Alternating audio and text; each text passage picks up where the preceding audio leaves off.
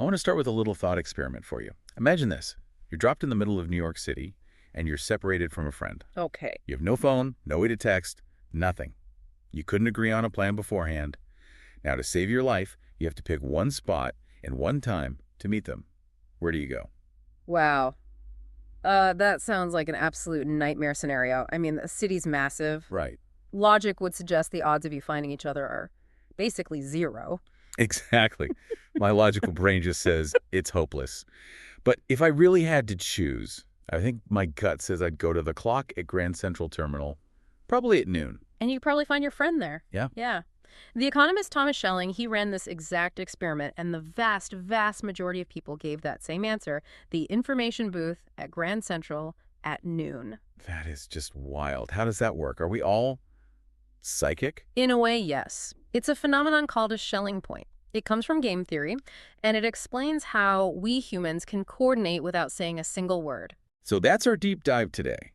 How this shared imagination lets us solve problems even when we can't talk. We're pulling from Thomas Schelling's 1960 book, The Strategy of Conflict. Okay, so help me understand the why here. Why Grand Central? Is it like mathematically the best location? Not at all. A specific park bench or, the public library is just as valid physically.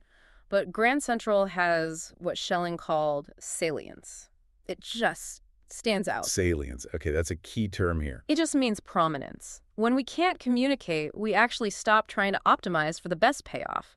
Instead, we try to predict what the other person is going to focus on. It's like a game of mirrors. It is. You aren't asking, where do I want to go? You're asking, where does he think I think you will go? That sounds exhausting.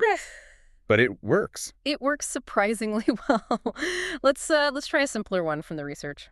Imagine I pair you with a total stranger. You both have to secretly write down a claim for a share of $100. If the total of your two claims is 100 or less, you both get what you wrote down. If it's over 100, neither of you gets a dime. What number do you write? Oh, man. I mean, I want as much as possible, but if I get greedy, we both crash. I'd write 50. And so does almost everyone else. Now, why 50? Technically, you writing 49 and me writing 51 works just fine, mathematically. But 50-50 is the focal point. It's symmetrical. It feels fair. It's the only number that really stands out in that whole landscape of options. Okay, but that's a cooperative game. We both want the same thing. What about when we're trying to avoid a crash? The notes mention the collision game. Right, so this is anti-coordination. Picture two cyclists heading straight for each other on a narrow path. Oh, If neither moves, they crash. If both move the same way, they also crash. They have to do opposite things to survive. and they can't just stop and have a committee meeting about who goes left and who goes right. Precisely. In countries with right-hand traffic, the focal point is to swerve to the right. We solve a life or death physics problem purely through cultural convention. You know, this feels really different from the game theory I learned in college.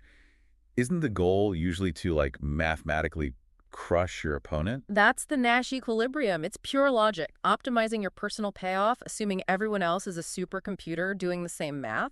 But Schelling's point is different. Yeah, he argued that humans aren't supercomputers. We are psychological beings. A Nash equilibrium is about math. A Schelling point is about reading the room. You know, speaking of systems that need to read the room and coordinate without constant hand-holding, that kind of brings us to our sponsor, Embersilk. It does. Embersilk specializes in AI training and automation.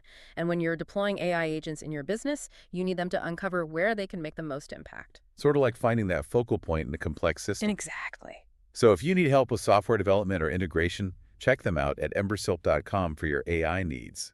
So I want to take this concept out of the classroom and into the real world. The sources point out that Schelling points have actually shaped history, specifically international relations during the Cold War. That seems like a massive leap. We just went from meeting for coffee to nuclear standoffs. But the logic is the same. The U.S. and the Soviets, they couldn't just call each other up to clarify every single troop movement. It was a very high-stakes coordination game with very low communication. So how did they avoid disaster? They used tacit spheres of influence. These were essentially geopolitical Schelling points.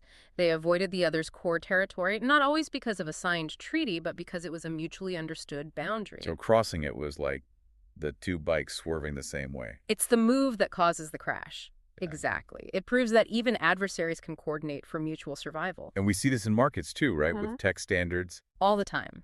Why do companies settle on standard file formats or operating systems? It's often not because one is technically superior. It's just the focal choice everyone else is using. It prevents fragmentation.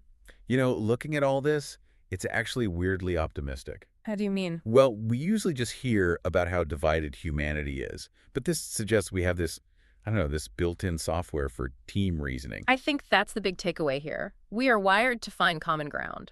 Schelling points prove that human beings have this fundamental shared capacity for cooperation. We can sync up our intentions even without words. We can. I love that. Yeah. Okay, so here's a challenge for you listening. The next time you spot your friend in a crowded concert without having texted a specific spot, ask yourself, did I just use a Schelling point? You probably did. That does it for this deep dive. If you enjoyed this, please subscribe to the show. Hey, leave us a 5-star review if you can. It really does help get the word out. Thanks for tuning in.